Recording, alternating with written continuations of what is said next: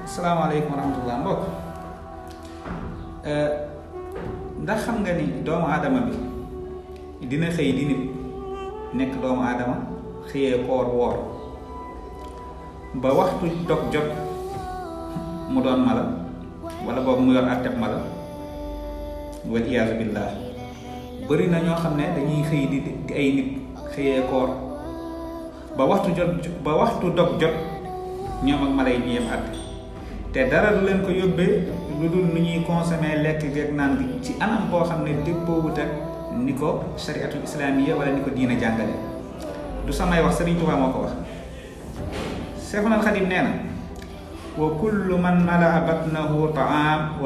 wa akshara surba alayhi wal manaam fa innahu ma al bahimati stawa is faatahu xayrun kasiirun fatawa. Seexul Xadiim nee na képp ku feesal saw biir lekk ak naan ak i nelaw nee na nga yëg ni yàgg bàyyi may yéen a yem ndax yiw bu bëree bari faat na la. te ku xool suñu réew mi lu ëpp ci suñu réew mi léeg-léeg da ngay dégg ñu ne dañuy dàq koor xaw ma dañuy tëbali koor waaye duñ ko dàkkee ci benn anam lu dul yendoo nelaw ay nelaw yu metti bu waxtu dog jotee ñu lekk ba julli gee sax dina leen tëj. Seexul Xadiim nee na képp koo xam ne sa koor ci nii nga koy dundalee na nga yëg ni yaag bàyyi may yéen a yem ndax am na ñoo xam ne bu waxtu dog jotee lekku mala la ñuy lekk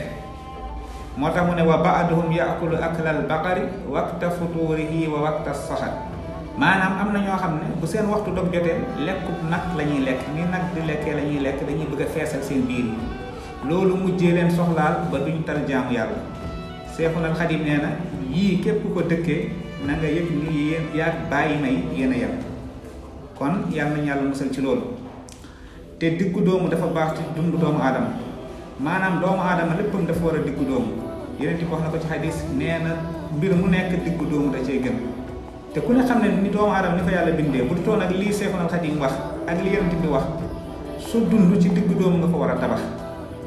ndax loo ci ëppal rek boo xiifee xiif bu ëpp mu jural la gàllankoor boo lekkee lekk bu ëpp mu jural la gàllankoor kon lu ci gën mooy lu ci nekk rek nga def ko ni nga ko war a defee te fexe nag sàmmante ak teggin ak ni nga xam ne noonu la lislaam jàngalee ni nga xam ne noonu la ñu war a lekkee wala noonu la ñu war a naanee diine bàyyiwul dara lépp diine jàngale na ko